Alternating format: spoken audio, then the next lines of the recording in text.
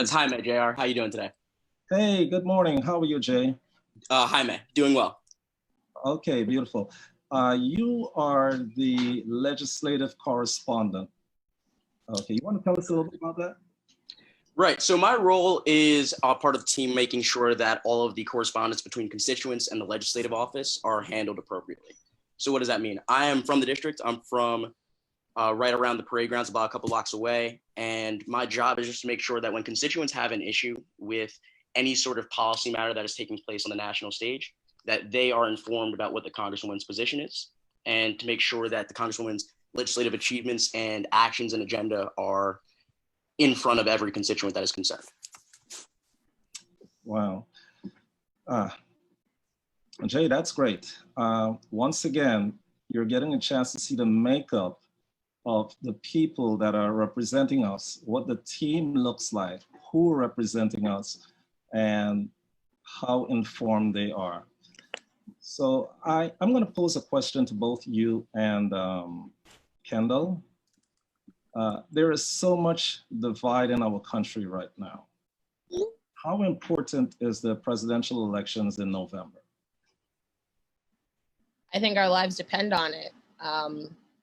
I think we've hit a point where, we knew in 2016 that the election was crucial and we didn't get the results that we wanted.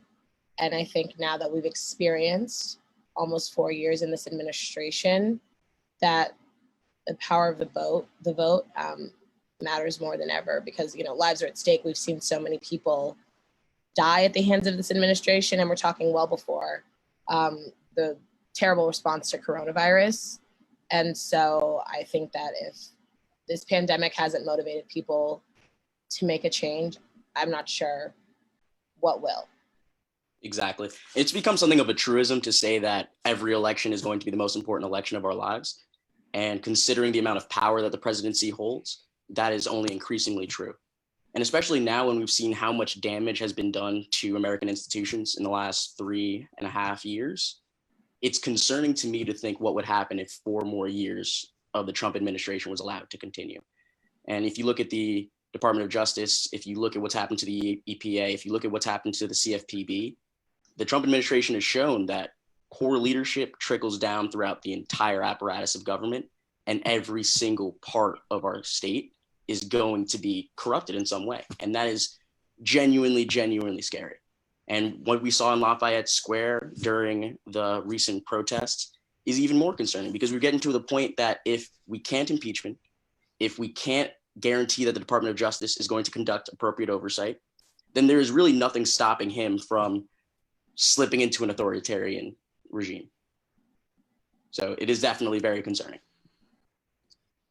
So we are imploring everyone from here on in to vote in November. It's so important that we cast our votes because as you see how divided our country is right now, there is no way that we could go through another 4 years like this.